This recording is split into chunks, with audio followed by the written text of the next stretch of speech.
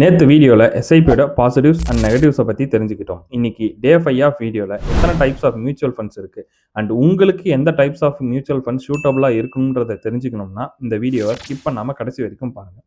First of all 4 types of mutual funds இருக்குது. Equity, டெப்ட், hybrid and index. இதில் equity ஃபண்டை பொறுத்த வரைக்கும் mainly invest in stocks.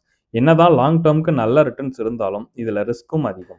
And the second one is டெப்ட் funds. It's mainly focused in bonds for fixed income. நீங்கள் invest பண்ணுற amount சேஃபாகவும் இருக்கணும், அதே சமயம் ரிஸ்க்கும் கம்மியாகவும் இருக்கணும், ஸ்டேபிள் இன்கமும் வரணும்னு நீங்கள் நினச்சிங்கன்னா நீங்கள் டெப்ட் ஃபண்டை ப்ரிஃபர் பண்ணலாம்.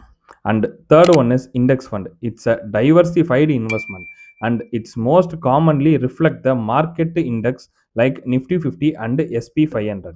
And the last one is hybrid fund. It's a balanced fund mixed of both bonds and stocks.